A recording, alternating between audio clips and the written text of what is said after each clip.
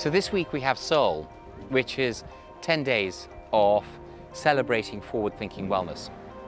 There are many conferences around the world around wellness and other subjects, but there are very few barefoot conferences.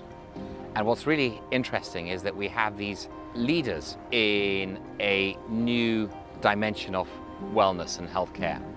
And these people are here at Soneva Fushi together, barefoot, in a casual setting, sharing ideas. And they'll, I hope, leave this island enriched and enlightened, which has the impact not just to change people's lives, but to change the world. The Seoul Festival is an immersive journey into wellness, a journey from the personal to the planetary, this understanding that to truly create a healthy and thriving world, we need to start within. The festival has brought together visionary pioneers from across the wellness space, from many disciplines. We have doctors, we have scientists, we have artists, culinary chefs, business leaders, all who have dedicated themselves to the path of wellness and to uplifting humanity.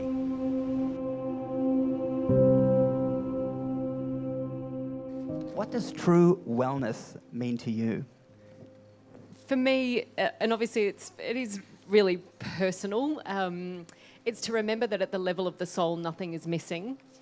We create perceptions in our earthly experience that there's so much missing, that we're not good enough, not tall enough, not smart enough, not pretty enough, not loud enough, not quiet enough. We create all sorts of beliefs in our own deficiency. And we all do that between 0 and 7, no matter how calm or chaotic it is when we're growing up. And because of that belief in our deficiency, it creates essentially a void, which in the way I see it all, that then creates our values. And when I use the word values, I don't mean ethical preferences like kindness and generosity. I mean, what does our life actually demonstrate that we value? So through our values, particularly through our highest values, I think we are essentially pursuing what our soul already knows, is that there's nothing missing.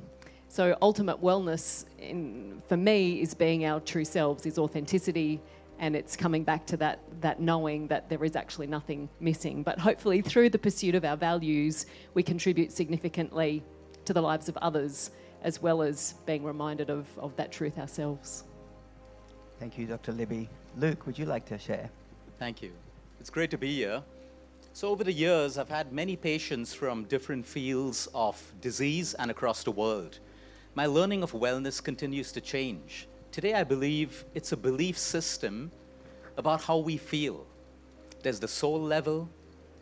There is the root cause of why we feel a particular way. There's an understanding of why we have a disease that even exists within us. I also believe that wellness respects bio-individuality. Every one of us over here are different. Carbs may suit some of us. Protein may suit some of us. Fats, it's different. I've never seen the same body break down the same amount of carbohydrates equally. I've never seen the same amount of chemotherapy cycles give the same results for a patient who has the same stage of cancer. And I think wellness is respecting that bio-individuality, so we don't fall into the trap of being into a box that tells us fast 16-8, sleep 8 hours, go low carb, go high protein, because we're different. And we're changing dynamically all the time. Our cells are responding to the island air. Our microbiome in our gut right now is already changing according to the air that we breathe. So I believe wellness is evolving all the time, and if we can be clued into our inner self all the time, mindfully, observing our appetite, how we feel, and making the right choices in the terms of food, the kind of movement, the kind of sleep, quality sleep, and our emotional wellness, I believe that's true wellness.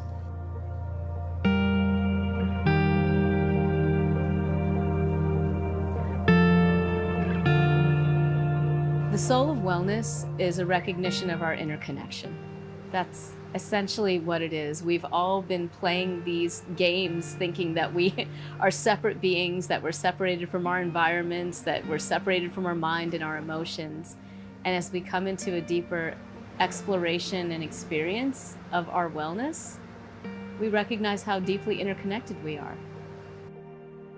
The soul of wellness obviously means something about our health and the way we're living on this planet. And what's really important to understand as a former medical school professor is that when we were working on understanding human biology and physiology, we looked at the body as a machine, and that there were parts, and that when it wasn't working right, something was wrong with the parts. Something more like an auto mechanic taking a car and saying, oh, here's a defect in this part and we're going to replace the part.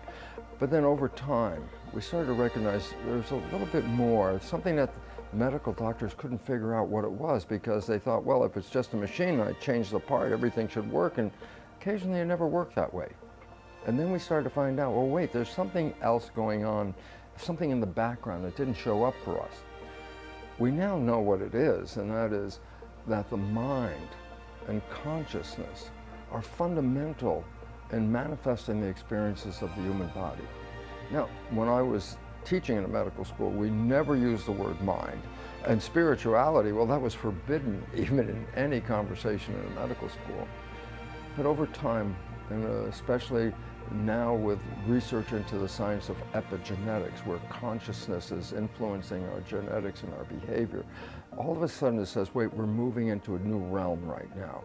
And that something you might call the soul, the spirit, the energy behind life, is something we never incorporated into understanding conventional medicine.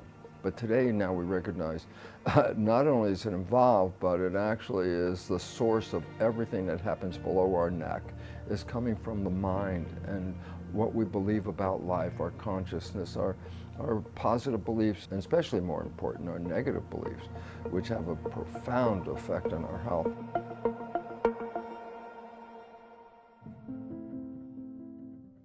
How many of you, when you arrived here, whether it was yesterday, today, day before, had an experience when you got here of,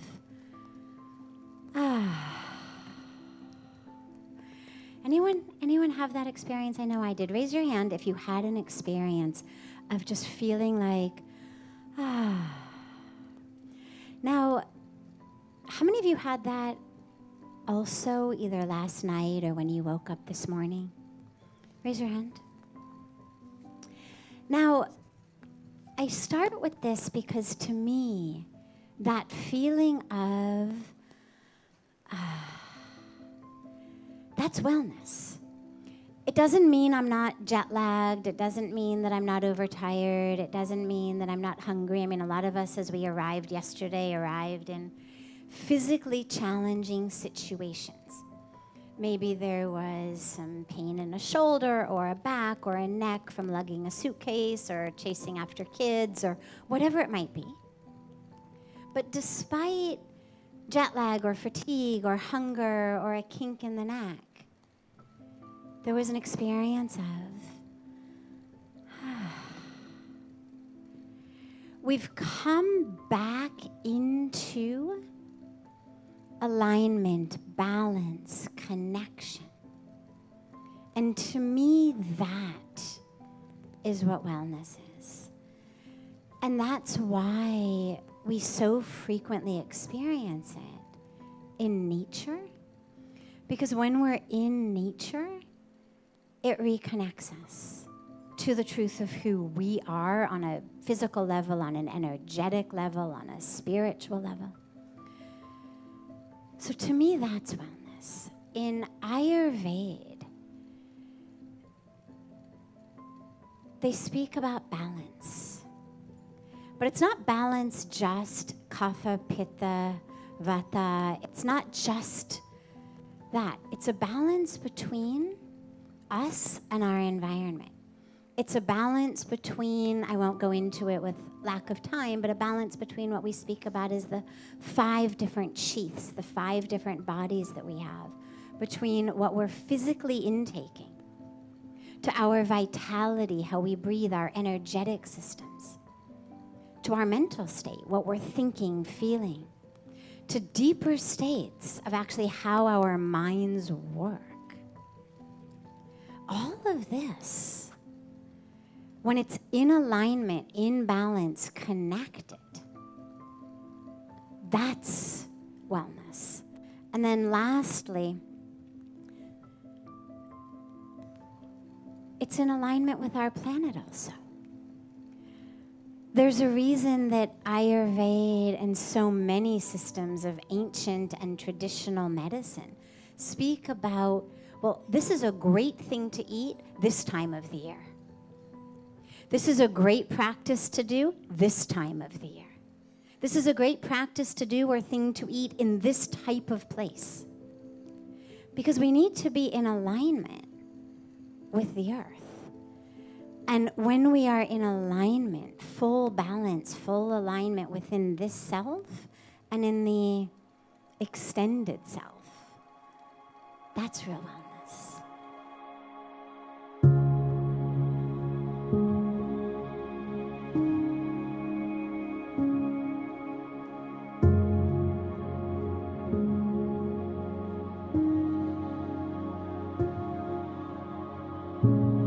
The soul of wellness is just being and being okay with whatever state you are in. And I think there's this misconception that's been growing lately where there's a certain archetype of wellness that we have to fit into. And so in a way, especially in Western society, we're now working to achieve another thing, right? This picture of wellness. And when I think about wellness, it's peace. But it's not peace in the perfection of you, it's peace in the range of your emotions. So the soul of wellness is having a challenging day and still knowing I am well. I have me, I love me, I trust me. And that wellness is cultivated over time with self, but it's also cultivated through practice, through community, through connecting with the divine. So the soul of wellness ultimately is quite simple. It's being where you are and knowing that you're okay. The soul of wellness is very personal. It's very internal. We all have, different, unique talents. I like to focus on the word bio-individuality. Everyone is different. No two identical twins have the same thumbprints as well. The soul wellness starts from within. I would say that the external circumstances and the external environment can impact our soul, but all change happens from within. To me, that is soul wellness.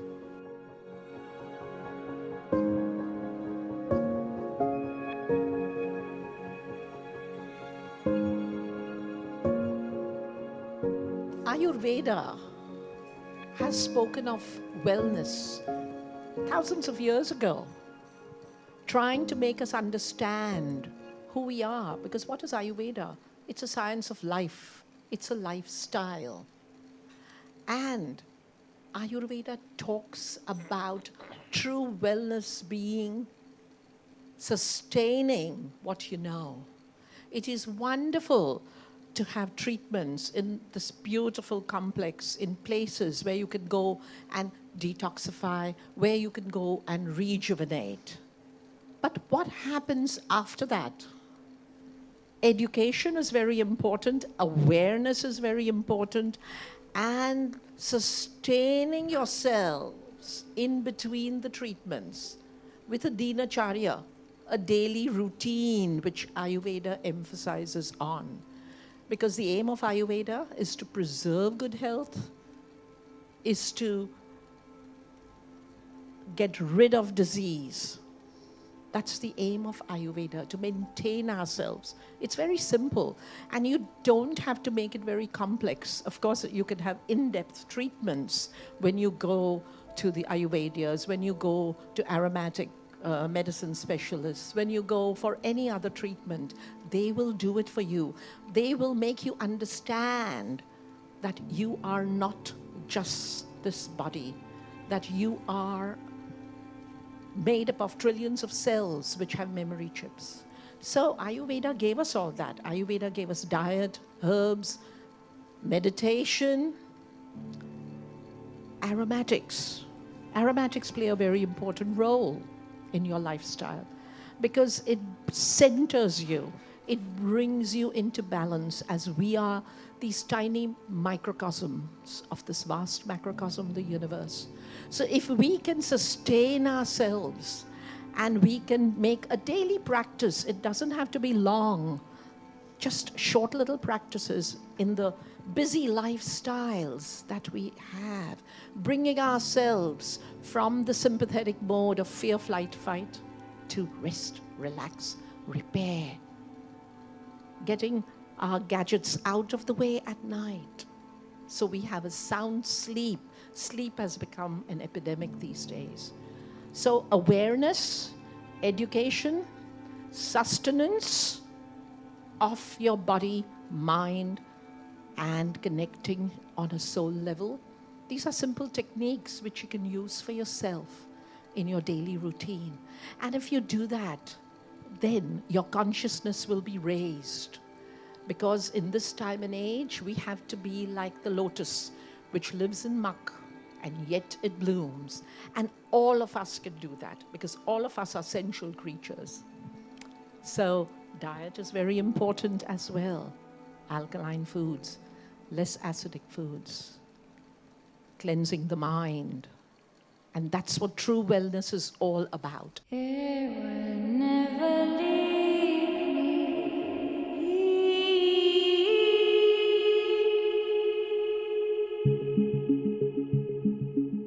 The Soul Festival is different for me because it actually is about the soul in a scientific way. So that's the twist on it. You know, it's like we can control our soul, our spirit, our light by shifting our direction of thought with nutrition, with exposure to other people. If we change our environment, we can change how we feel and perceive what's coming into our lives. And that, for me, is the ultimate power. So being at Soneva Fushi, well, I could not imagine a more perfect place to have a wellness festival. When you hear the word soul, from personal to planetary, this is it. We are here in the soul of this island, sharing our personal experiences and connecting to the cosmos, connecting to each other. It's extraordinary. The energy here is conducive to positivity, to really feeling your best, feeling in flow with yourself, with each other. And in a space like that, I think only the highest level energy can be shared. And that's what's been happening. So when you get here on the boat, they take your shoes. And I've never had this experience before where I show up someplace and I'm literally barefoot the whole time. And that's so awesome. I also just have fallen in love with riding bikes barefoot through these little jungle trails, whether it be the morning or in a rainstorm or at night, there's just these little lights.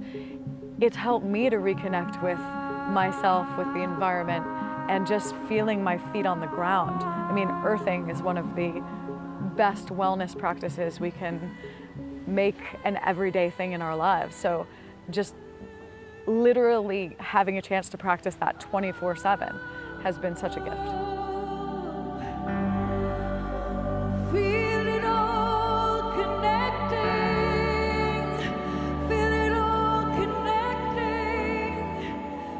Our personal view, my personal view, and the view of our senior leadership here at Soneva, and something we try and stimulate with our team members, is that sort of wellness is having a fulfilling life, a sense of purpose, great relationships. We know that the meaning of life is, at least we believe at Soneva, is the relationships that we create, and the joy and the close connection.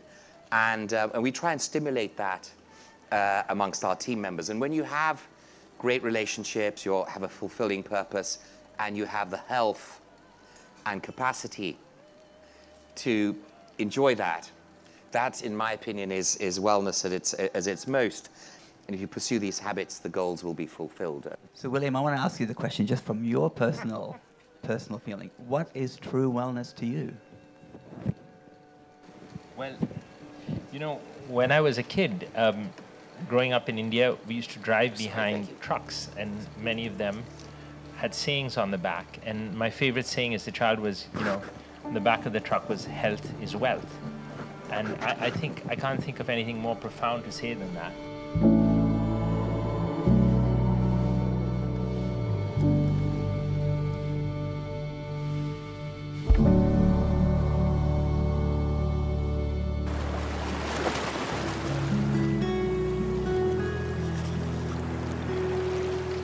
I grew up on the coast, and spending much of my time in the ocean inspired me to learn more about it.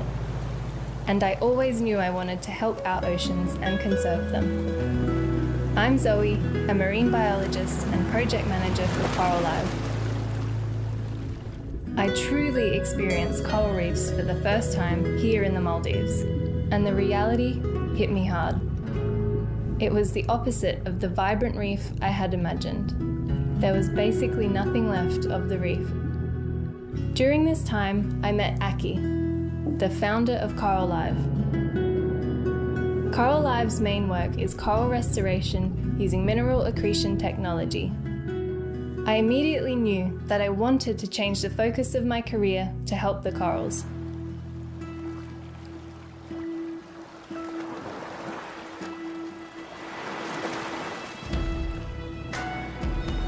My wife Ava introduced me to the Maldives in 1987.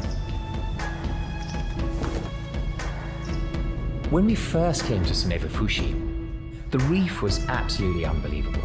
It was vibrant and live with coral surrounded by fish. It was the 1998 coral bleaching event when you really started to see the impact on the reefs. The corals died and didn't recover before the next major bleaching event in 2016.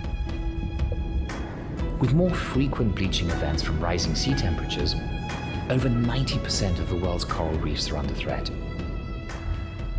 Coral reefs provide habitat for a quarter of all marine species, coastal protection for communities, and millions of dollars from tourism and recreation.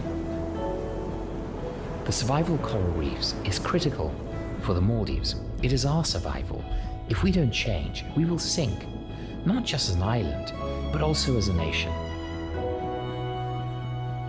We've always considered ourselves, Ava and I, as guardians, yes, guardians, not owners, of this place, and we feel that we are here to guard this place for a lifetime and for generations to follow. Nature is resilient, and human endeavor and innovation also contribute to conservation efforts. Our goal is to restore the reefs around Soneva Fushi, Soneva Jani, and our other properties in the Maldives by 2030. And to create a diversity of coral that will survive and thrive. We have not given up. This is why we decided to establish one of the world's largest coral nurseries, powered by mineral accretion technology in collaboration with Coral Live.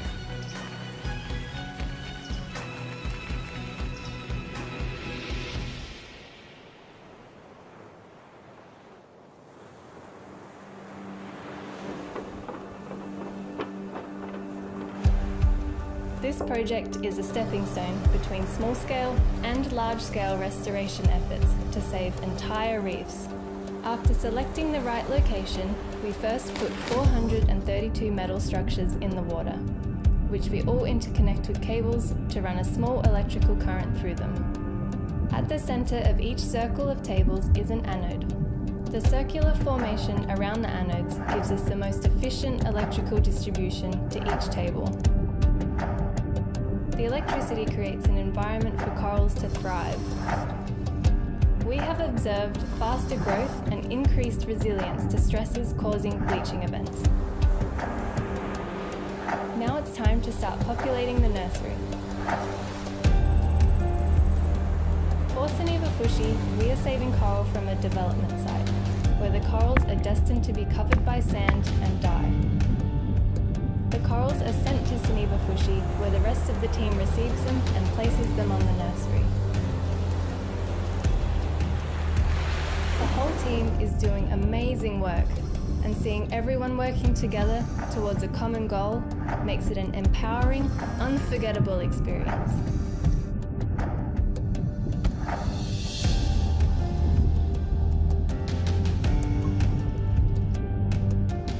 We can grow about 50,000 coral fragments in the nursery, which can then be harvested annually and outplanted to the reef.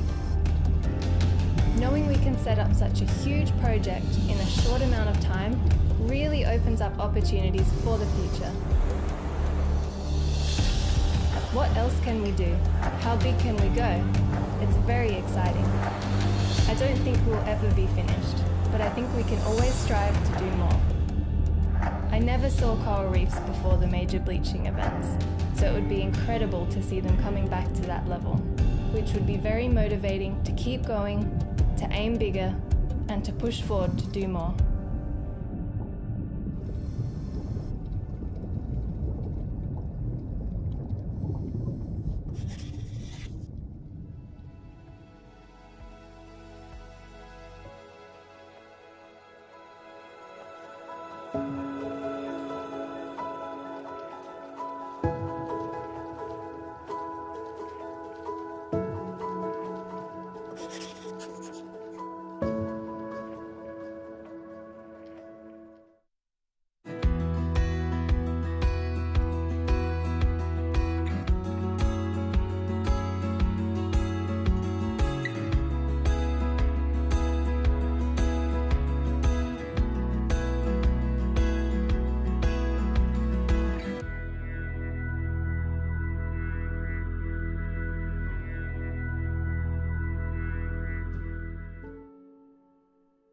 So we're going to start off. I have one question which I'd like you all to answer in turn, if you could. So we've been hearing about the soul of wellness. We are more than our bodies. So I want to ask you, what is science to you? Why do we need science to tell us about wellness? Well, very briefly, if I can be brief, is simply that science isn't really based on anybody's particular opinion. Science is based on study, research, facts, and predictability. That's the important part. And science is valid across the entire planet. No matter what culture you're in, there's science, and that supersedes any personal or cultural different beliefs. Science is universal. And as I said, most importantly, it's not really created by personal beliefs, but it's by research that can be shown and predictable. Yeah, I mean, the simple answer would be that, you don't really need science to understand wellness. I mean, there's many disciplines, ancient healing traditions that have taught over thousands of years what wellness is, and I think we see a lot of renaissance of those concepts. I think what science can contribute to it, to identify mechanisms, for example, like the placebo response, like the stress response, like all the things that Bruce presented, all comes from science. So Bruce wouldn't be able to give his talk if there weren't the science. So I think what we're dealing with today, science has been, and modern medicine has been, in my opinion, incredibly successful for a lot of diseases. Acute diseases has saved, millions of lives. But we see a failure in chronic diseases. Science has not really caught up to that point that has come up with traction, with effective recommendations. And so it's gotten a bad rep amongst many alternative practitioners, and it's too bad, because I think we always should remember antibiotics, one of the most successful inventions of science ever. There's nothing in alternative medicines that comes even close to the effectiveness and the life saved with antibiotics. But I've become totally aware in my career the failure both of the science and conventional medicine in dealing with this epidemic of chronic diseases. So we have a complete disconnect from that. I think at best, science should not be scientism, right? Science was always meant to be an objective pathway for understanding the truth, just like spiritual traditions are as well. Where we've run into problems, I think, typically now is that, first of all, we believe that science is objective. We want it to be, but in truth, it's really not, because it's informed by the mind, and the mind is informed by conscious experience. And so we've seen that when we create this artificial division between spiritual traditions and what we call science, what we're doing is just limiting the abilities for us to use science as the tool that it's meant to say, well, what's my first person experience? And so we see this in meditation. What's my experience, and how might that inform my hypotheses about the world? Then can I go out and test those hypotheses? Can I see if they're repeatable? And for wellness, it's really great for us to use the scientific method, because if we want to know whether there's a particular way, a meditation practice, a different practice to help a particular patient population, then we can do those studies but they can still be informed by the mind that is also informed by conscious experience. So I don't believe there is a division, honestly, between the spiritual experience and the scientific method. Can I just make one quick comment? It is a slippery slope to say that the mind informs the science, and then the science just the experiments. I mean, as Bruce said, I mean, science is one of the most objective approaches to answer questions, hypotheses, and yes or no. So, I mean, I do agree with within a lot of things, but I mean, this is one thing. I think it's a slippery slope to go down and introduce the mind, determining what science can control. I should clarify that the mind decides the hypotheses to test and what is considered to be something worthy of scientific inquiry or not. That is completely shaped by cultural experience. So that's what I mean. Okay. Yeah. Paul, I'll let you come in. Yeah, I think I'm the one illness expert in this whole business of wellness as a surgeon, because we surgeons usually try to solve things with a knife. And we have very clear-cut approach to how we do things. But science, of course, is a very important element. As far as the human being is concerned, we have the body and the health. These are open to investigation. There are a number of ways in which we can actually look at the metabolic system, we can look at the cardiovascular system, we can actually work out the cognitive competence. But if the second element, that is the life of the brain, because essentially what science does is it creates data. And with the data, we can either substitute or reinforce faith. That's what it does, really. And in the second realm, when we come to the capability of the brain, particularly as we now look to the new world that is going to open to us with artificial intelligence, where the man's cognitive abilities or demands are going to be substituted significantly, we enter into a much more difficult way in which we can understand and create data with which to substantiate the claims that we make. Then thirdly, there is the spiritual realm. The spiritual realm, see, every time I operate, I pray. There are two ways in which actually converges, because I do know that the results and the outcomes that are produced in surgery are not entirely the outcomes determined by the data. They far exceed. There are things which we see which are mind-boggling. And I think in this particular, I'm so happy to be here, because this is one forum on which this can be unashamedly explored and discussed. And that's my take on it. It's the one way of substantiating or eliminating faith.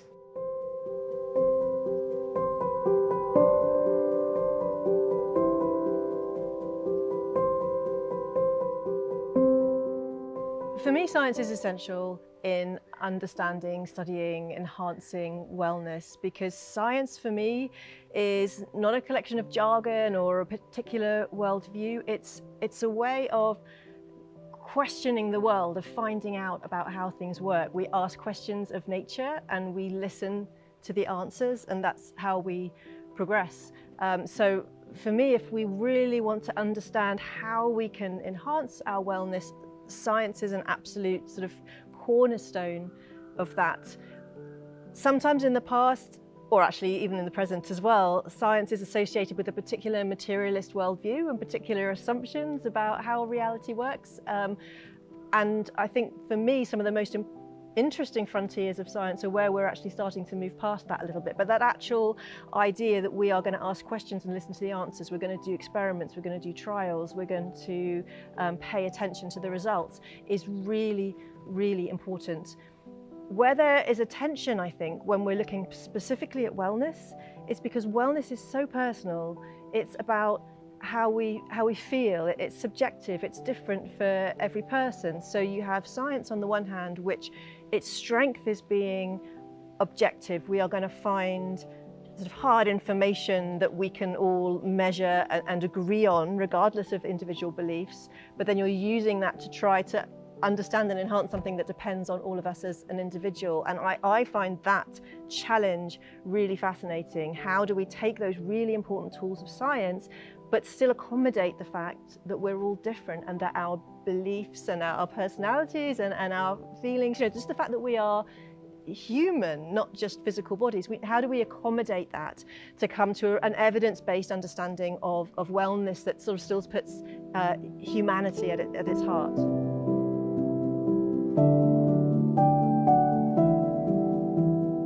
What ways in science can we sort of accommodate those human differences without losing our objectivity? And are there different areas in health where one is perhaps more important than another? It's interesting. I mean, what my mind went to, and I don't want to get too boring about methodology, but we often have this discussion in clinical research where we say, is the randomized controlled trial really something that we should be engaging in when we're looking at things like wellness and what works for whom? Because typically, how many of you have heard of a randomized controlled trial, or RCT? Okay, so most of you.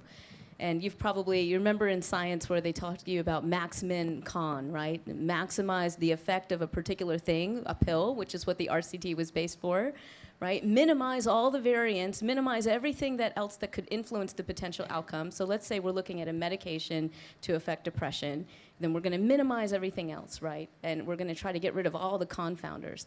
And when we do those studies, we end up getting a really unrealistic picture of things. So that's unhelpful, because a lot of the times then if we do those clinical trials, they're for a very small set of the population, say, that only has depression but not anxiety. Well, over 80%, I think, at this point, of people have comorbid depression and anxiety. So it's not what we call generalizable. But we can still use science. We use different ways. We can do effectiveness studies, for example, that are more real world, where we're getting out there and we're not throwing people in a lab and saying, you've got to do it this way, and we're going to tell you how many sessions, and we're going to tell you how the healing session should go. But we simply observe. We're still using the scientific method, but now we're looking at it in the real world. What's actually happening on the ground? Is what's happening on the ground effective? And we can still use the scientific tools. So that allows us to broaden our base in wellness research to see what's really working and for whom, and how can we optimize our programs or the things that we're doing for people in different communities. So now it's not a one-size-fits-all approach, but could it be that this particular type of healing, which is native to a particular community already, an indigenous healing practice, would be very effective because it's more culturally relevant, versus something else that's maybe more relevant to a different culture? So these are just some ideas of how we can still use science and make it more relevant. And I was going to make a comment. So the two of us are dealing with diseases and have trained and have practiced for decades now to dealing with disease and not with wellness. Wellness is even gut health, for example, is a concept that I've never heard in my entire career as a gastroenterologist until maybe 5 years ago. It's still very hard to actually explain what that is. So the randomized controlled trials were developed as tools to have interventions, medications, surgeries for diseases, not to prove effectiveness of wellness. So if you sort of loosen the entry criteria and make it broader, that problem gets even more severe, because the mouse studies, you have genetically identical animals. They live in the same cage, the same temperature, same circadian rhythm. And the reason I think that all of them fail is because humans are it's a varied population.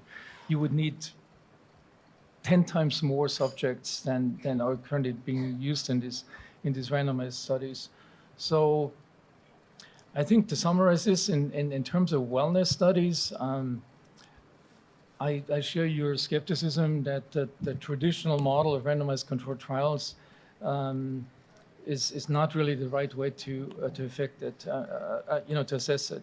And wellness is a very subjective thing. You don't even have, if you have cancer, if you have a cancer study, you either have the cancer or you don't have it.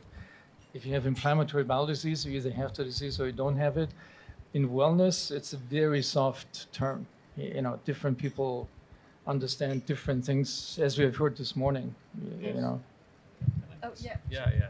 I think one of the most fascinating things that are coming up now is the understanding of complexity.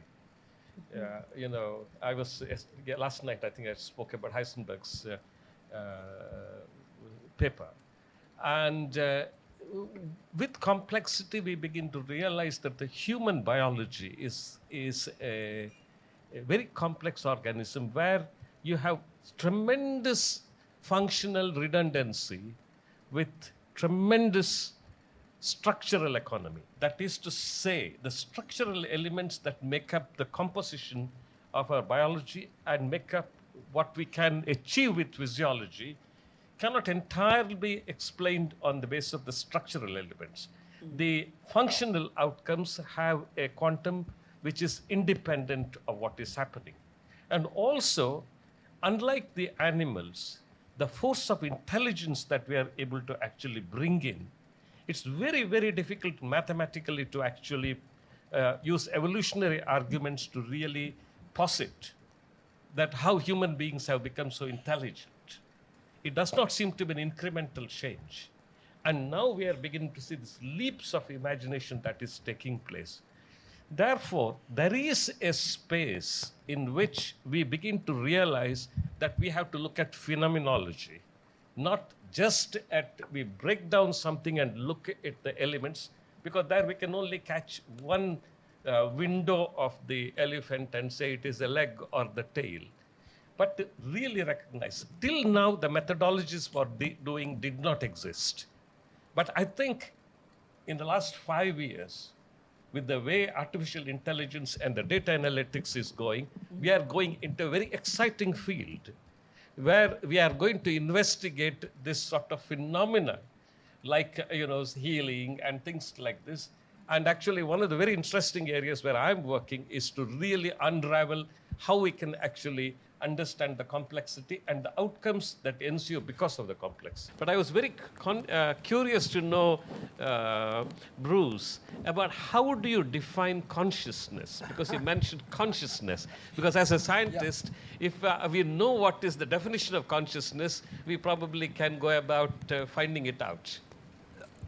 That's a really good question. Let me just bring it up because it is fundamental. What is consciousness? And I can show you like a paper with paragraphs describing consciousness, or you can look at just the simplest basic understanding of consciousness as being aware, having awareness of what's going on.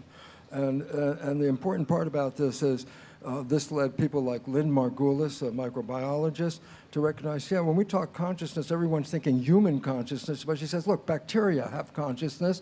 They live in a world, they read the environment, they adjust themselves to that environment, so they're aware of what's going on, so they have consciousness, but I think it's something you can build on. You can have primitive consciousness and then start to build layers on top of it until you get to human self-consciousness, and that's important. And I believe when we hear Dr. Mayer talk, to recognize people don't understand the microbiome, that's a new word for most people in the public, is that we are covered with bacteria in everything that's open to the outside, our digestive system, our urogenital system, everything in the head, bacteria, but in the gut, it's most important. As a matter of fact, they changed the definition of a human.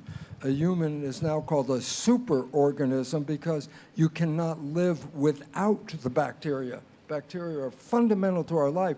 And we also know now, as you're going to talk about, I hope, is the bacteria in the gut communicate with our brain, and our brain communicates with the bacteria. There's a dialogue, and they work with each other. And in fact, even our bacteria in our gut can affect our genetic behavior. So it really says that there's a whole new understanding that we have to incorporate as humans. So, I mean, you brought up a very important point. I mean, I've been struggling with this and asked a lot of very intelligent people, do the microbes, it's the most abundant life form on Earth and the oldest, going back, billions of years, with a tremendous amount of knowledge and gene material, outpassing human genes by, hundreds.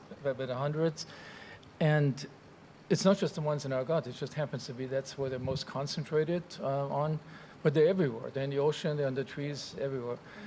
Does that system have a consciousness? I mean, I think the answer for an easy answer is I absolutely believe it has an intelligence. There's no question, and it's a lot bigger than our brain intelligence.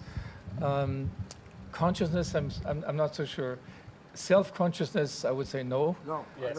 But consciousness would probably be a careful yes. I agree. Self-consciousness, no. That was a building up of consciousness. But basic, fundamental consciousness is your ability to make a response that something's going on in the environment, which means you can read the environment in some sense and make an appropriate biological response to survive whatever's going on. So there, to me, there's a gradation of consciousness. Very primitive, but it can become maximized as we have in the human brain. I think that the concept of wellness is absolutely something that's a really exciting area in science right now. So it's not everywhere. There's plenty of science that isn't particularly engaging with that issue, but this idea of how can we enhance well-being? How can we look at the individual? How can we think about the positive in terms of growth and health rather than just fixing problems? That is absolutely a key part that you're seeing in many areas of psychology, of neuroscience, of medicine. We have the positive psychology movement, which is a few decades old now. So this whole idea of we don't want to just be free from mental illness, we actually want to thrive and sort of improve how we're feeling. You've got researchers looking at topics like happiness and awe and joy and social connection. You wouldn't really have seen any of that a few decades ago. It was all about stress and depression and anxiety, and those are still really important topics, but we're seeing that just negating those problems isn't good enough. We have to sort of see that as a continuum and have these positive states of mind to aim for. In neuroscience as well, you're looking at, you know, how does perception work? How does consciousness work? The interest in psychedelic drugs, for example, and realizing the psychological benefits of those, but connecting all of these subjective states of consciousness with the neuroscience, with the mechanics of what are the states of the brain that lie underneath that. In medicine as well, increasingly we're seeing a realization that you can't just treat patients as physical bodies, as machines. You have to be paying attention to how people are doing it as a human being. That social connection with the patient, looking after sort of how somebody is feeling, their stress levels, just using really simple techniques, words, care, empathy, expectation, hope, all of these ingredients, folding those into medical treatments. You don't just see reductions in stress and anxiety and pain and people doing better from a subjective point of view. You're actually seeing really fundamental improvements in physical outcomes as well. And so in conditions everywhere from chronic pain through to surgery for breast cancer and heart disease, through to later in life, Parkinson's, dementia, it's that connected view of us as human beings that I think is really growing. I think there's a long way to go. I think we're sort of at the beginning of that revolution rather than at the end, but I do see more and more people getting interested in that, more and more really fascinating research coming out on that as well. So what are we learning about the importance of our relationships with other people in terms of our health and our wellness? Psychoneuroimmunology has usually been used to study my brain, its effect on my gut, the effect on my health. But when we apply those tools of psychoneuroimmunology to interconnection, it's tremendous. And, you know, I talked about this in a TEDx talk that I did last year. It was the healing power of connection. And some of what I'll be leading us to is we have an intuitive sense of this, right? And Shauna even, I think, talked about how if you already feel a connection with someone and they hurt themselves, your insula will get activated. Well, that's very real. There are many, many studies now done at UCLA by Naomi Eisenberger and colleagues, right, that have shown this empathetic response where we can witness the suffering of someone else and have the same pain response as they might, social pain, right, a lot of things like that. But that also applies to healing and health. I believe that the extension of psychoneuroimmunology, which is the home area where I did my PhD work, will be extended to what we call beyond the physical body and those aspects of wellness, including what many of us have been calling the energetic body, which we also call the biofield, because the data is actually suggesting strongly at this point, and in cell and animal studies as well, which I will share tomorrow, that our healing connection can influence a biological system even beyond a human being, in a cell, or even the spread of tumors in an animal. We have hardly any scientific frame of reference for this, but we have more and more emerging data suggesting that this power of connection that we have is very real and truly seems to be extending beyond what we call the physical body. So, and of course we know the data, connection heals. Loneliness kills, the flip side is connection heals. It's one of the biggest healers that we have, human to human, but human to planet as well, so. Thank you. Paul, does that apply? So you're dealing with patients, surgery, kind of the sort of hard physical treatments, if you like. What do you see as, does the social bonds, the social situation of the patients, how perhaps they're being treated by the therapists, like how much does all this matter in their care?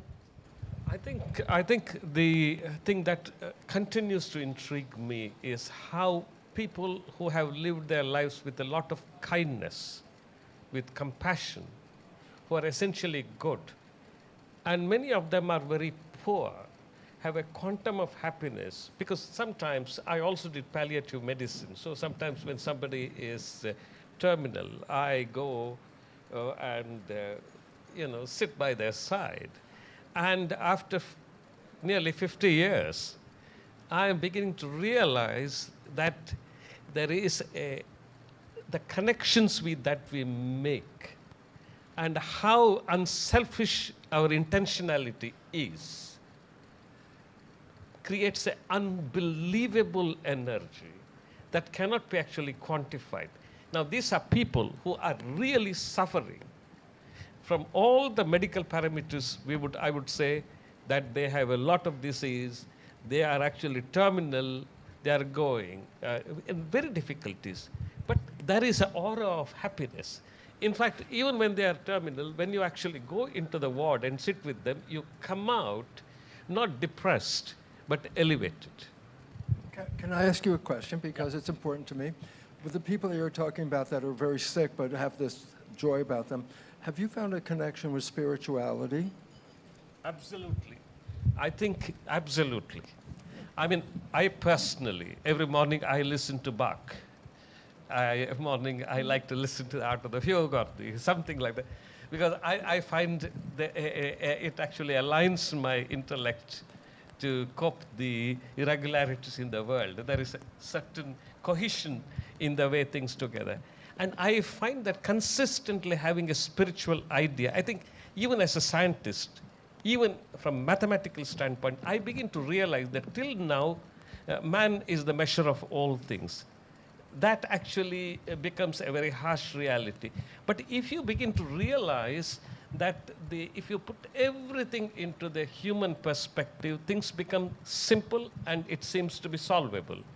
But with the current way in which we are unraveling intelligence, we begin to realize that if we actually posit a higher level of complexity beyond which we are dealing with, it actually gives you a much greater comfort.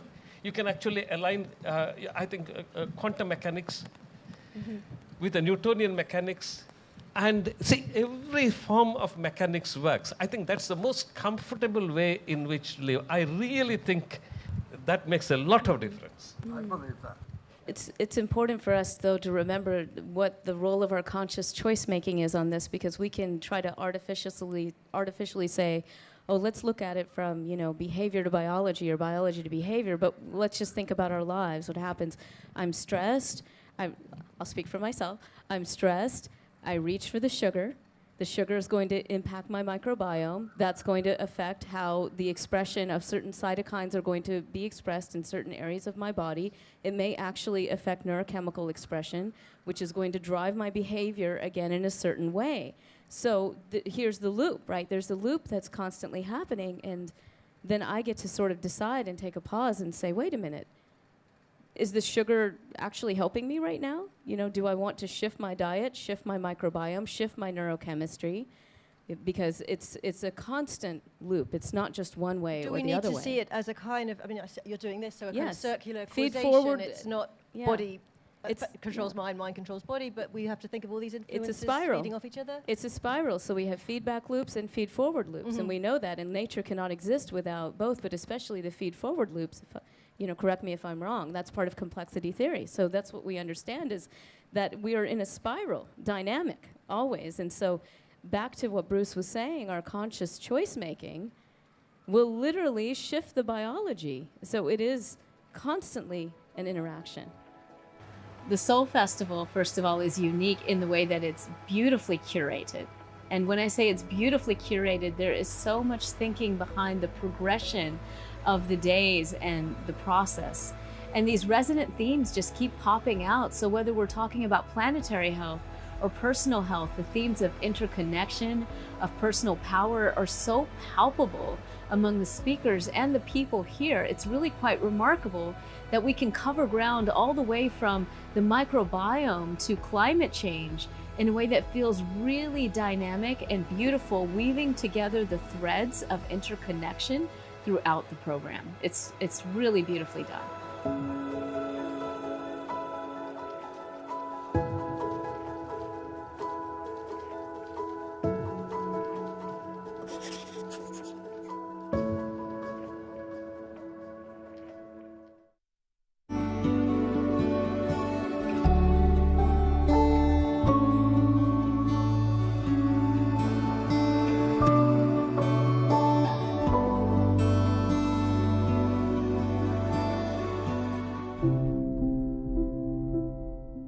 Our well-being is incredibly intrinsically tied up with our environment, with our planetary well-being. So everywhere on Earth, we are now seeing the effects. You know, Canada has been on fire since March.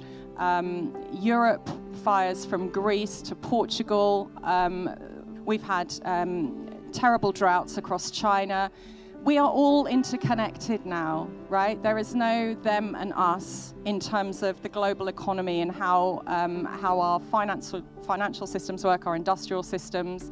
You know, people in Canada, people in Britain cannot afford for China's economy to collapse because of terrible drought. That means they don't have the hydropower stations working, which industry is collapsing. We can't afford anywhere for this to happen. We are all in this together. For me, planetary wellness is only compatible with human wellness. We cannot save our ecosystems, our biodiversity. We cannot talk about sustainability unless we also bring people with us, unless we bring the people, the communities that depend on those ecosystems, that live at the frontiers of our natural environments, unless we bring everybody with them, with us, with this journey to sustainability. Forget it. They are intertwined. So planetary wellness is, for me, about sustainability, and that sustainability is about communities having livelihoods, having hope and opportunities to grow, but also mindfully that we cannot have the same exploitative resource extraction. We need to think about end of life of every product, of every venture, every innovation, right at the beginning, to make sure that we are being truly sustainable, that what we create and what we take is being replaced in some way, either at the end of that product's life or during the product's life with another planting or another reservoir if we're extracting water. We have to think holistically about all of this. This is the red basil. There's some rosemary over here. That sustainability is a goal that we want to achieve, but regeneration is what gets us there. So that we've done so much damage now to our landscapes and to the ocean that we need to repair and fix them. We need to regenerate them. And that's what this regenerative movement is that's occurring around the world. It's not enough just to be sustainable. If we're doing the damage we're doing, we've actually got to think about new ways of doing it. I'm a passionate advocate for the environment, and my contribution, I think, to making it better is through storytelling. And so whether that's making films or writing books, and then I guess building impact campaigns off the back of the story. So it's not enough just to make a film, but then to develop materials that allow people to take action based on an emotion that they might have felt watching that film. So it doesn't just become something that they saw and 10 minutes later they're on social media. They get to actually transmute that emotion, be it anger, rage, hope, whatever it is, into something really practical, whether that's school curriculum materials or sort of policy things or something they can do in their own community. Because I think that's the only way we're going to turn this thing around and get to planetary wellness. We've tried a top-down hierarchical monoculture model, and that's antithetical with nature, antithetical to life. Life needs diversity, it needs community, and that connection of all those communities is what the future has to be. So we all do unique things based on our place, be it the Maldives or Australia. We bring our own unique contribution, that community, to a larger collective whole, like the cells in our body. The whole eco-center area is covered by solar panels. So once we have installed all these solar panels, then that will contribute somewhere around 50 to 60% of our total energy requirement.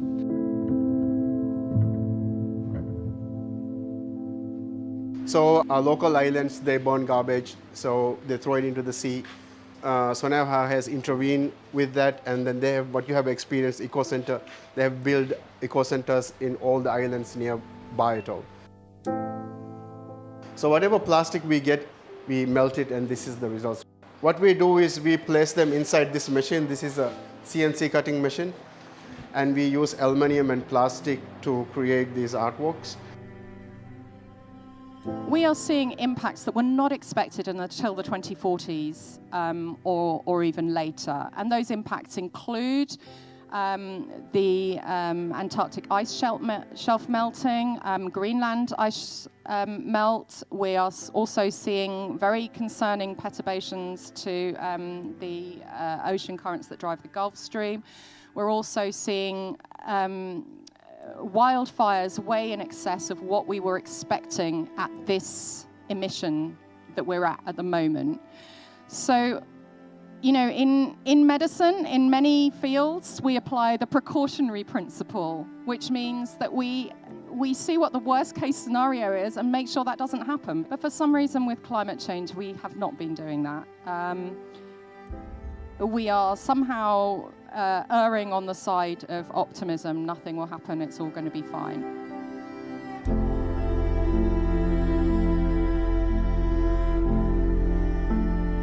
Ecosystems, the Earth, the planet, will survive. It will go on beyond us.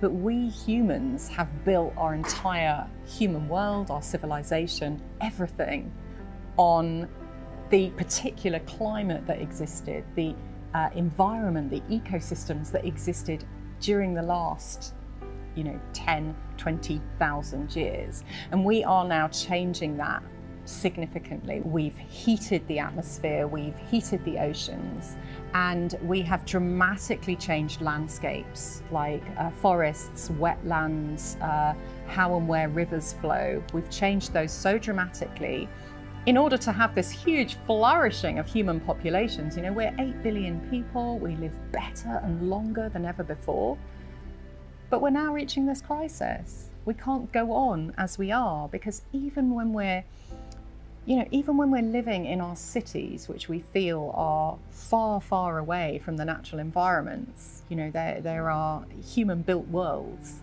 We're dependent on that natural world for everything, for our clean air, for our clean water, for all of the resources, and of course for our food. Cities act as factories that bring in everything from the natural world. And if we push that system out of whack, we endanger not so much the ecosystems, but ourselves. We're talking here in this session about our personal health, what cortisol does as a stress response. We're very focused on ourselves and our own well-being, which is fine, but what we're going to have to process in the decades ahead is going to be a collective trauma of things that we get access to right now are not going to be available to us in the decades ahead. It doesn't have to be nihilistic, it doesn't have to be a Hollywood narrative of society collapsing, but there will be a simplification of things that we as supply chains get affected, as climate refugees move around the world, the world we have now will not be the same. So how do we emotionally prepare for that, and our children prepare, instead of pretending that everything's just going to be fine, it's going to get better all the time. They're learning things at school that are so redundant for the skills they're going to need in the future. So we need to have these very honest conversations, and no government wants to, no CEO wants to, because it's political or government suicide. But we're not even talking about this on the news. We don't even mention the records that are tumbling every day because we just don't want to go near it. I want to talk about the environment since we've already come there. What are some of the most concerning things about the environment that you all feel and see out there today? And you know what, you can even add the solution to it from your point of view. Like, what's the concern and what do you think we need to do to make that change? I think there's a lot of concerns. I feel like I could talk for hours. There's endless, the ocean, Pacific garbage patch, the ozone layer, there's so many. Yeah. So I think going into detail about each and every one isn't super important, but I think a really important solution that I feel like not a lot of people think about is we always talk about what to do. We always say, eat healthier, eat organic, do this, do that, buy more sustainable clothes. But we don't talk about what if we just didn't buy as many clothes? What if we just didn't, I think, do a lot of things that we do? We need to stop chasing, and I think not only does it tie into the environment, but it ties into mental health and physical health. It ties into everything, is that we need to live simpler lives. Because if we're able to just be happy with the things we have or live a very minimal lifestyle, we're not consuming as much, but we're also not outputting as much. But that can also be good for a lot of people. That's a great observation, but why do you think people are just buying more and more? I see greed and I see filling voids. What do you see as the problem? Yeah, I think terms like greed, it's very interesting because you think for a lot of people, and again, I don't know as much about the brain and the neural pathways, but I'm assuming there's some sense of dopamine too, is a huge part of it, especially with social media. And there's a lot of need when you have something little that you just keep getting more, and when you keep getting more, it gets worse. And I think that's pretty obvious for a lot of people, but I think getting more things is probably the source of it, and it just exponentially goes off that. Amazing. All right, great. Like he said, I think it's our rate of consumption, not what we consume. So I'm also focusing on sustainable fashion, quality versus quantity. And again, your intention of what you're buying, not why you're buying it. Do you feel the people around you in your generation are all realizing this? Are they making the change, or do you see there's a lot of, divide between these two thought processes?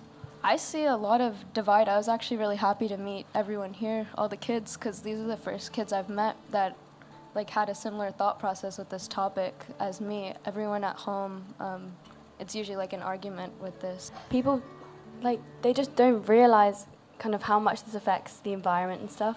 And I think, because once everyone's kind of starts thinking that way, no one wants to be the first person to kind of speak out about it. And yeah, so people, if you mention climate change or anything, they'll just be like, oh, well, it doesn't affect me, so I don't need to worry about it. And they'll just mock you and stuff, which is kind of frustrating. I think one thing is everyone's always trying to think out of the box by doing these crazy ideas, and I feel like a lot of the time it can also be really useful with the environment to think inside the box. The very simple solutions, like going to the store and getting a paper bag, or bringing your own bags, even better. Just really simple solutions that are almost inside the box. Sometimes I feel like we need to get back before we can go back out, because if we just keep expanding, I feel like the best solutions are always, a lot of times, the simplest ones. It's a great perspective. Great perspective. I just wanted to say, I think I completely agree, because I think people are kind of creating different, complicated solutions to all these problems. But if you just kind of step back, it's not, there's so many things that you can do. Even if it's just planting a tree, or bringing your own bags.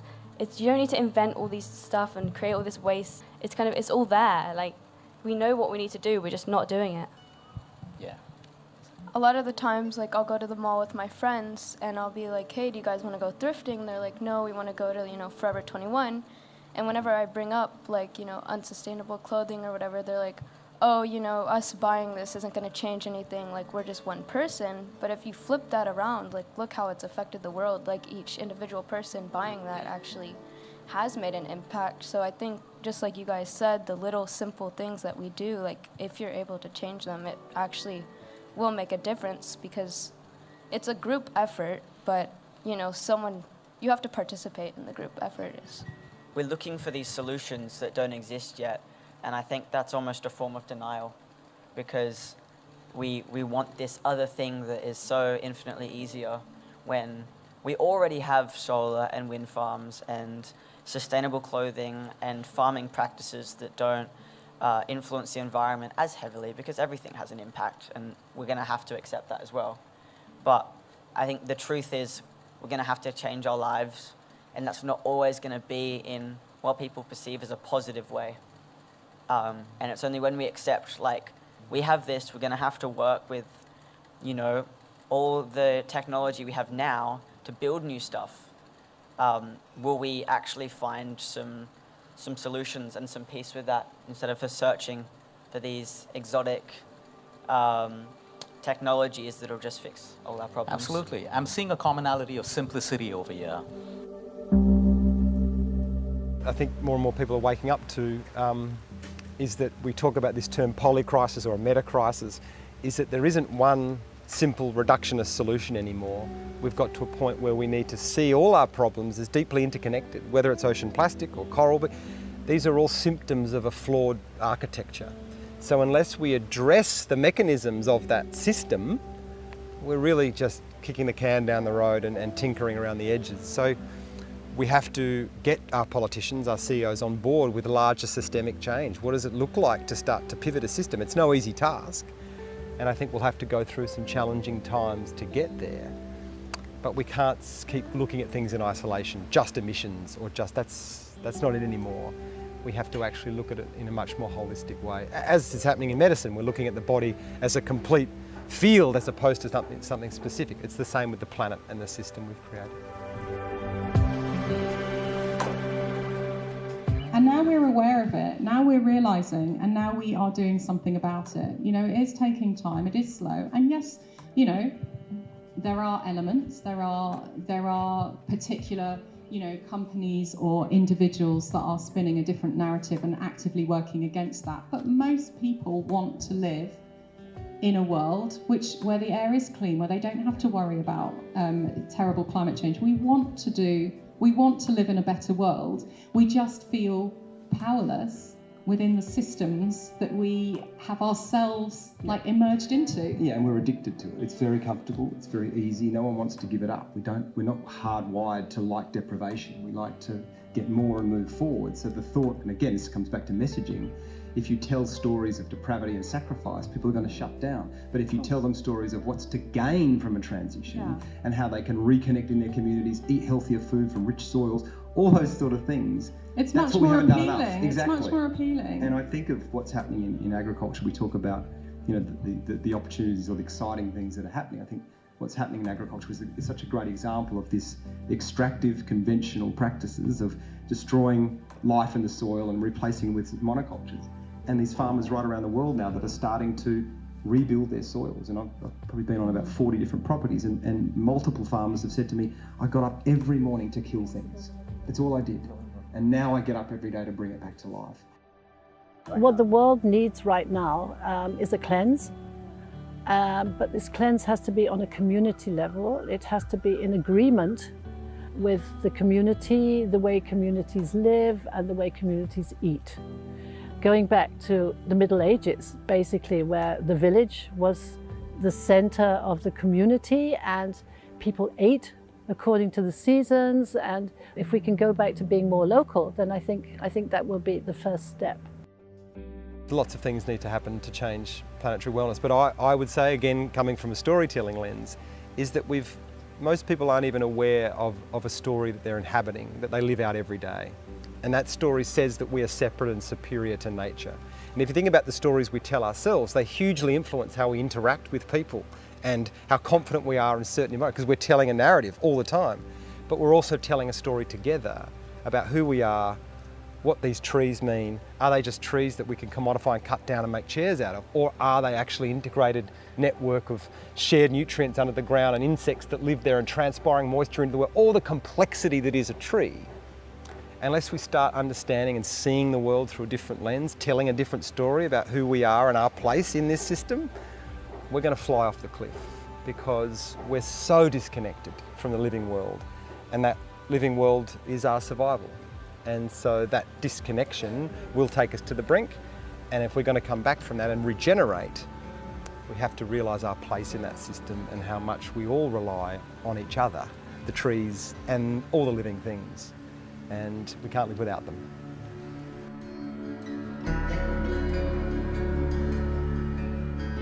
One thing that I feel passionately about is that we need to have joined up thinking. We need to be connecting different ways of looking at the world, but also personal health and planetary health. I mean, that's just right there in the title of the festival. We need to see that all of these problems, our physical health, our mental health, the health of the environment, of the planet, all of these things are completely connected. And I think Soul just gets that, encapsulates that so beautifully. So we have people here, specialists in Ayurveda, we have journalists and filmmakers, there are scientists, therapists, like there's just a really exciting mix of worldviews and mindsets, and there's just been such interesting conversations happening. But the topics of the sessions as well, like one moment you'll be talking about epigenetics, and the next moment you'll be talking about how do we build a positive future on the planet for our children. And I think that that's really exciting and really fertile for just reaching new insights.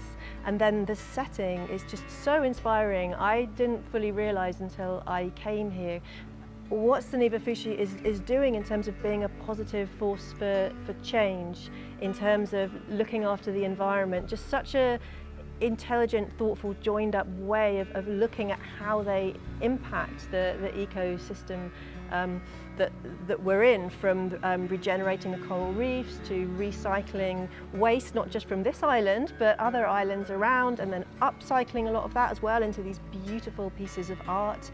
And I'm so happy that my children are here, because they hear so much negative about the environment, and I worry about the anxiety that must be causing for them. Everything seems so desperate and so hopeless, and so to come here and for them to see positive stories about rebuilding, regenerating, how we don't have to necessarily lose our quality of life. We can actually, if we just change how we think, have a really enhanced, positive, more connected way of life, something to, fight for, if you like, as we heard in one of the panels yesterday. I think that's so inspiring for them as well. So I just think it's just that whole picture, that joined up thinking, that I think is really special here. One of the most amazing things to me on this island is the way that everything's recycled in such an incredible way. You look at recycling in the US, or really in so many places, and we see our recyclables go to this plant that's got fumes of smoke coming out of it. And you're like, how in the world is this more beneficial? But you come somewhere like here and you walk through the recycling area, and the way that it's all recycled is so incredibly efficient and so healthy. And it makes you believe that, oh my gosh, this can be done in a really cool, efficient way. And anyone should be able to replicate something like this. Soneva Fushi is not just an island. To me, I just wrote an email to some friends. I said, paradise. Because if anybody was coming to Earth for a life experience, I would say first stop here.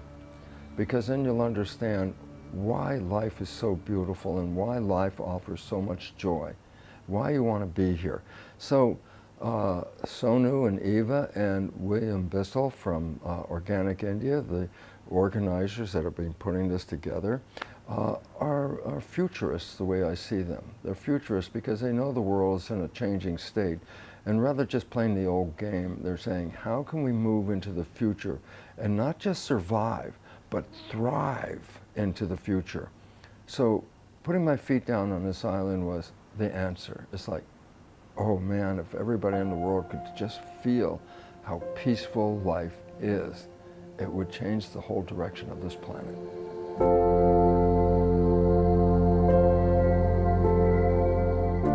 What a time to be alive, like honestly. With everything that's going on and the complexity and the transition, I think historians will look back at this time and go, imagine being alive then, when this entire human race started to pivot their energy system. They started waking up to these old patterns and they started changing. We might not see the benefits of it in our lifetime, it's unlikely, but we get to plant the seeds for a thriving future regenerative civilization. And it's starting now, and we're here as pioneers on the ground doing it. Places like this that will just become commonplace. Like, that's a privilege, you know? So yeah, it's painful and yeah, it's tough, but there's a great Robert Wall Kimmerer quote, and she says that that even a wounded world is feeding us and giving us moments of wonder and joy. So I choose joy over despair, not because my head's buried in the sand, but because that's what the earth gives me every day, and I'm going to return the gift. And I feel like that too. It's so easy to get despondent, but then you look around and you go, really, like, there's still so much to be grateful for. And if we operate from that place of joy, we're going to impact far more people.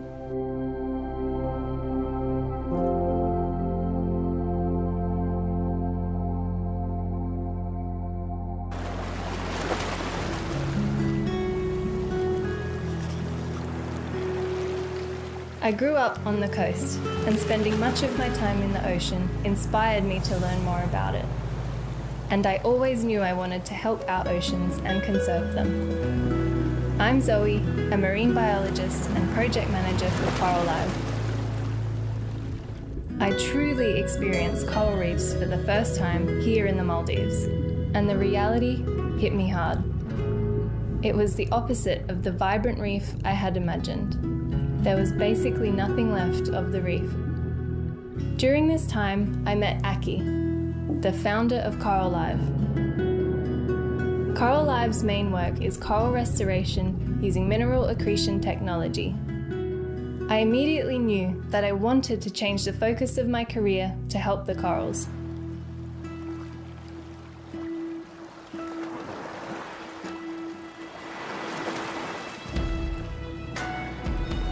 My wife Ava introduced me to the Maldives in 1987. When we first came to Soneva Fushi, the reef was absolutely unbelievable. It was vibrant and live with coral surrounded by fish. It was the 1998 coral bleaching event when you really started to see the impact on the reefs. The corals died and didn't recover before the next major bleaching event in 2016. With more frequent bleaching events from rising sea temperatures, over 90% of the world's coral reefs are under threat. Coral reefs provide habitat for a quarter of all marine species, coastal protection for communities, and millions of dollars from tourism and recreation. The survival of coral reefs is critical for the Maldives. It is our survival. If we don't change, we will sink, not just as an island, but also as a nation. We've always considered ourselves, Ava and I, as guardians, yes, guardians, not owners, of this place, and we feel that we are here to guard this place for a lifetime and for generations to follow. Nature is resilient, and human endeavor and innovation also contribute to conservation efforts. Our goal is to restore the reefs around Soneva Fushi, Soneva Jani, and our other properties in the Maldives by 2030. And to create a diversity of coral that will survive and thrive. We have not given up. This is why we decided to establish one of the world's largest coral nurseries, powered by mineral accretion technology in collaboration with Coral Live.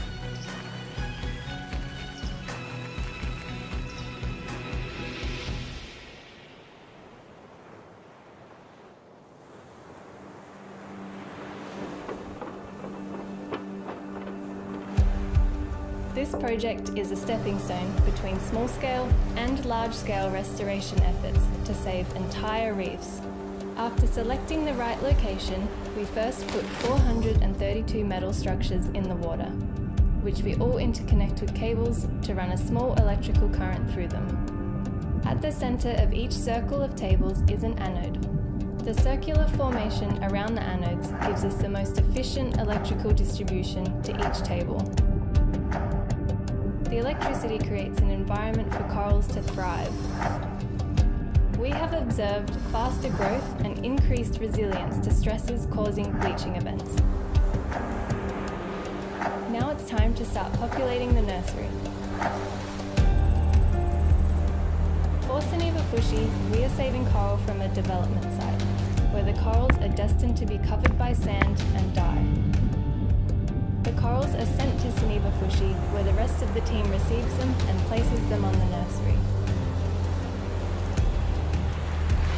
The whole team is doing amazing work, and seeing everyone working together towards a common goal makes it an empowering, unforgettable experience.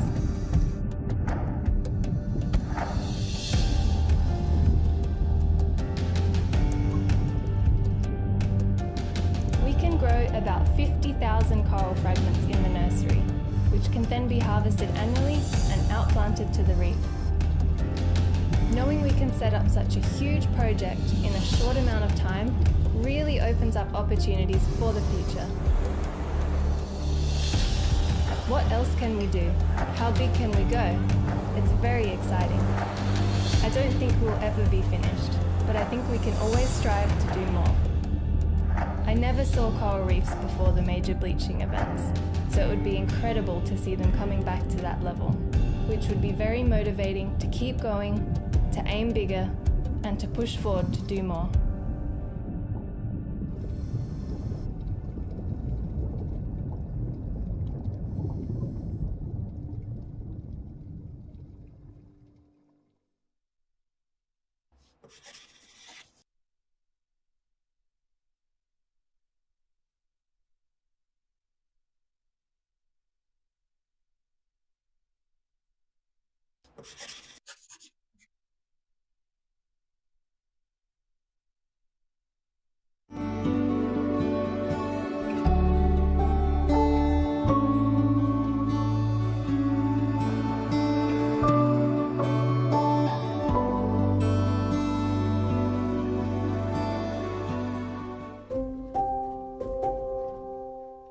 I think the frontiers of wellness are many. There is science happening right, there's quantum physics happening right now, there's the pharmaceuticals growing, there are nutraceuticals growing, but we like to focus on one frontier that will never change, the fundamentals of human health. That will never change. Like sleep, it's non-debatable. Great emotional wellness and the impact on disease, healing and recovery, that's a fundamental. It's non-debatable, it'll never change. The impact of nutrition, as per your body type. Not what the world's trying to put everyone into a box. Everyone should be keto, everyone should be vegan, everyone should be low carb. No, if it works for you, great. Do it the right way, fantastic. You're getting results that's sustainable, that's a fundamental too. And then movement. These are fundamentals. No matter what happens, they will never change. So we continue to grow and constantly research more and more into these fundamentals. The main frontier being bio-individuality, recognizing that every patient is different. Every person is different. Today we say everyone needs meditation. It's not true. I meet some people who don't meditate and they say, I don't need to. I'm just genuinely happy all the time. You know, I just feel like I'm meditating all the time. So sometimes we need to move people out of the box so we can open up and expand their vision to look at the medicines beyond medicine. I mean, we got to take our chemo, our radiation, take all of that. But what about medicine beyond medicine? These are the frontiers that we're constantly working on. How can we harness the intelligence that exists within us?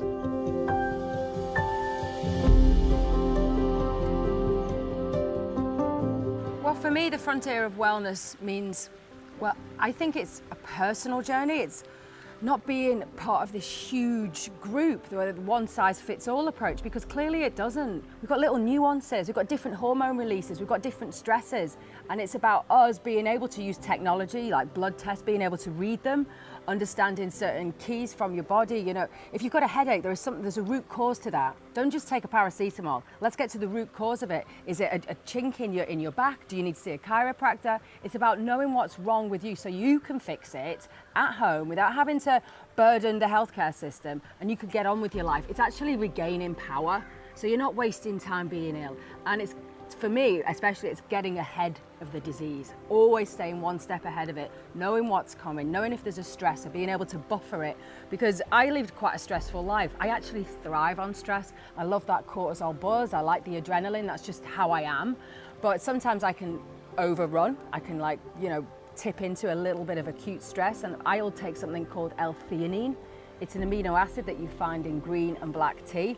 And I just take a couple of these capsules and boom, my stress levels go down. I'm still functioning, I'm still working quickly, but I've taken the jitter out of it, the anxiety, the fear. So knowing little tricks like that helps me get through a fast-paced life, and I love it. I can take control of my life. No longer am I overburdened and overwhelmed. And that for me is a game changer.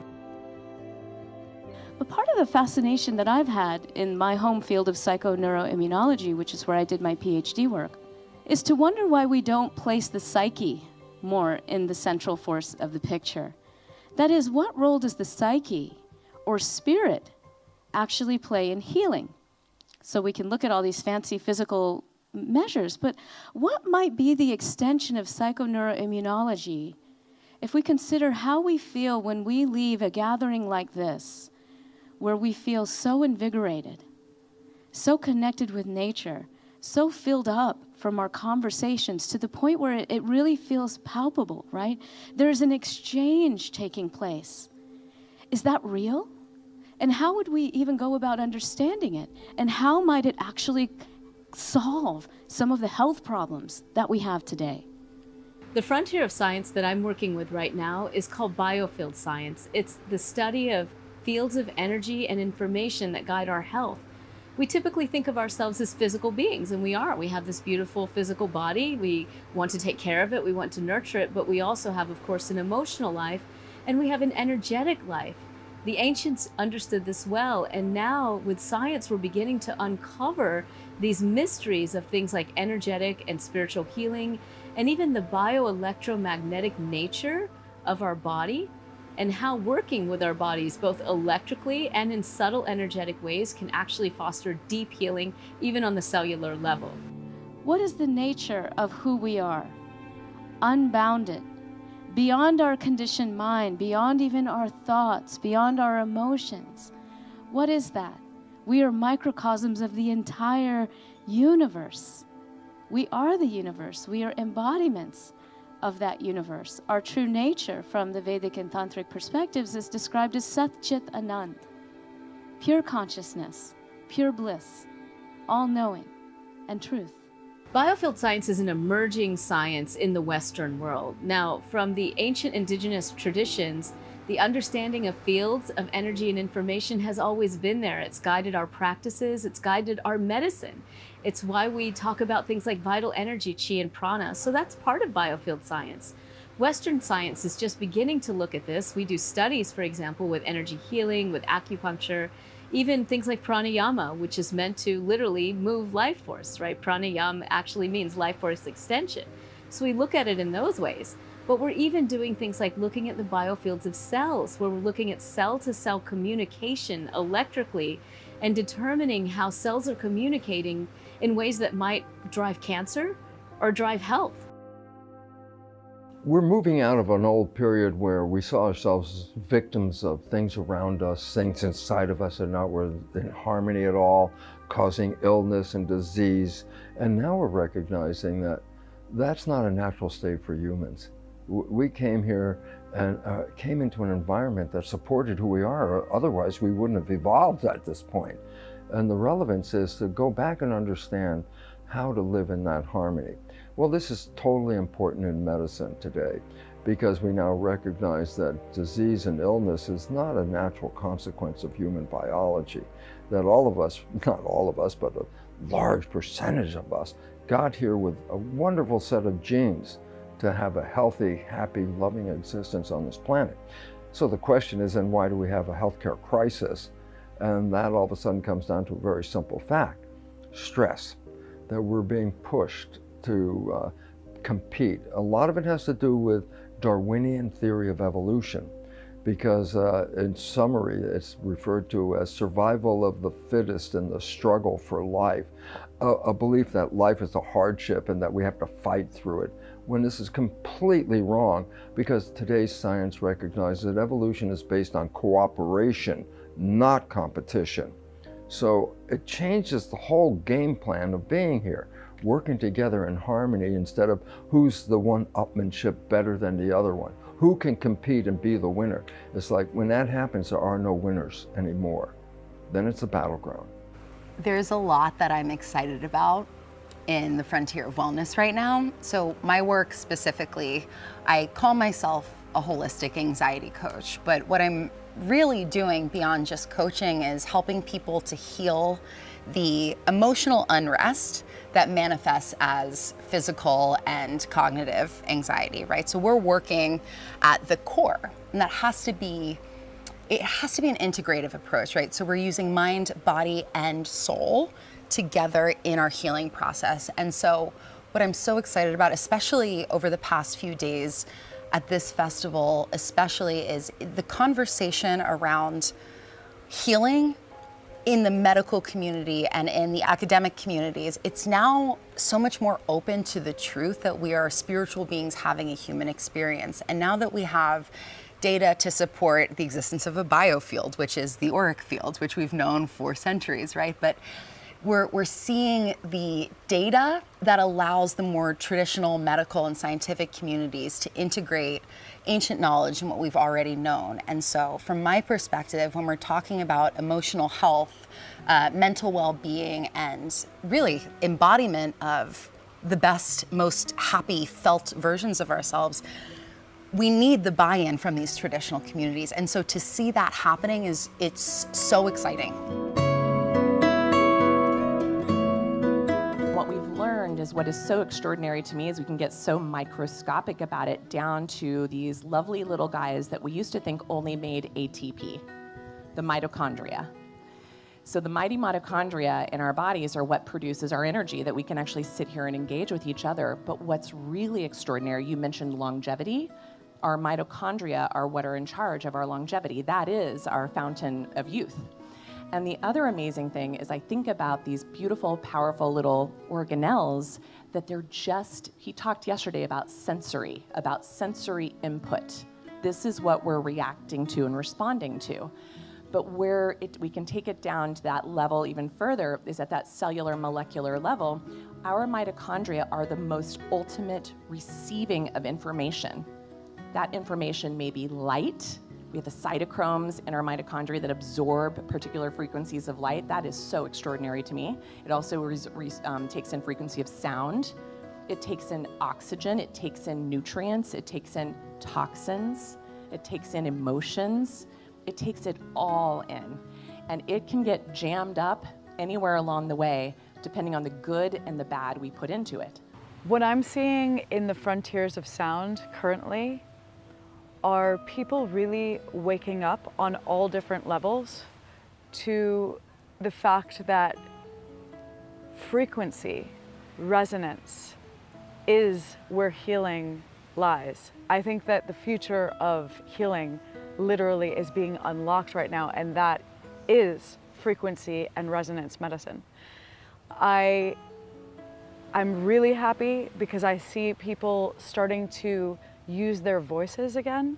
I think for so many years now in society, there has been this idea that singing is for professionals. And I think that's the first time in human history that that's been the case. And I think we have seen for a while people with very shut down voices. And I'm noticing that there is this resurgence of singing and different guides who are helping people to get back in touch with their voices.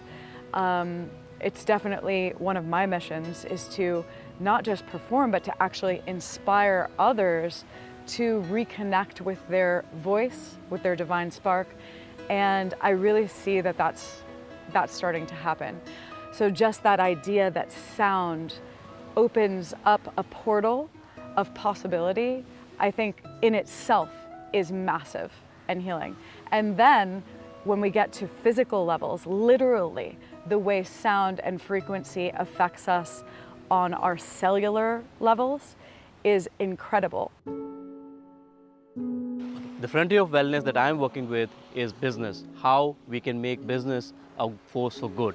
Organic India, the company I work for, is basically based on the principle of business being a vehicle of consciousness, where we use all our business activities and work with thousands and thousands of farmers across the world to bring to our customers products that are conscious, that are rooted in Ayurveda and Indian traditional healing systems, but at the same time informed by science, modern science. So we bring together these two very different worlds and give to our customers across the world products that bring wellness to their lives, at the same time being very conscious of the supply chain, of the people behind it, our employees, our people who are working with us, our vendors. So I think business and Organic India forever, like since 25 years, has been at the frontier, very frontier of wellness, bringing about a very holistic vision of health and wellness, where health does not only mean health of the body, but also of the communities that we live in, we work with, and the planet as a whole. In all of our practices, whether they're yoga, meditation, Tai Chi, Qigong, or even energy healing, we talk about the flow of energy balance, not as just a metaphor, but as an actual. So for those of you who are practitioners and you begin to feel, of course, this vital energy flow, you know that you can continue to cultivate this subtle sense. And it is by sensing and working with the energy that you can actually restore harmony in the body.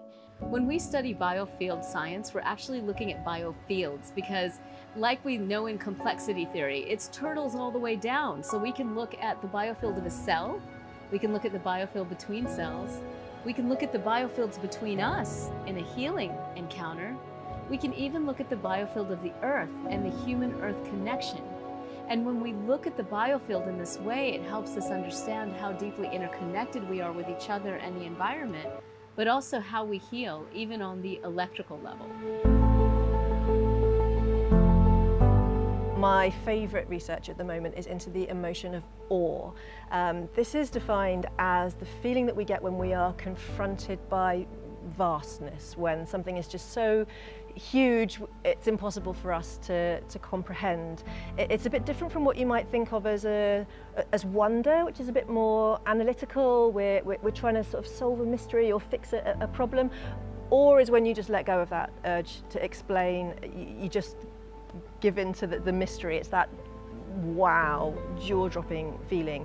And psychologists have been studying this for the past decade or so, and they're finding that it has some really interesting and important effects on us. So when people experience a feeling of awe, they're more creative afterwards, more curious, they feel happier, less stressed, even weeks later. And this feeds through into their biology as well. So you see boosted activity of the parasympathetic nervous system, which acts in opposition to fight and flight and promotes those rest and digest responses. And you also see reduced inflammation. And this is to a greater extent than you get with other positive emotions like pride or amusement or joy, for example. So you've got physical health benefits there. But what I think is really interesting about it is you get a shift in perspective, that people say that they feel more connected. They make more ethical, generous decisions. They're more likely to help a stranger who's in trouble. They care less about money. And they care more about the planet. So this shift away from the self. Well, the frontier that I'm part of is called biohacking, and it sounds a bit more complicated than it actually is. Ultimately, it's getting to know your own chemistry, your own biology, so that you can operate at a higher level, really. So you sleep better, you react better, you're more creative, you're just more pleasant to be around, I hope.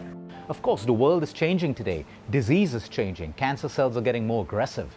You know, you will need treatment. But while I'm in that process, how am I harnessing my own intelligence that already exists? When I rebalance, the intelligence takes over. When I'm in chaos, there's disharmony. So that's another frontier that we don't forget. We're not asking people to choose, we're asking people to integrate. It's the 21st century, but we've got to use ancient nutrition to work in this century, and that needs technology in there. So there is it's a great mix of the ancient meets the futuristic. I love that vibe, I love it. And so what we're really seeing in today's new science is harmony, peace, and bringing people to that place of harmony and peace, because that's where the healing comes from. The Soul Festival is a manifestation of our vision and our deep belief that wellness has to be seen from the personal to the planetary, and we believe that there could not have been a better partner than Soneva, who also believes in this idea that health and wellness are key to what they do, and therefore it brings us together to create this platform for people across the world to come and share the top knowledge on global wellness trends, and we really hope that it'll develop into something really awesome, and the world will really benefit from what we are doing here at the Maldives.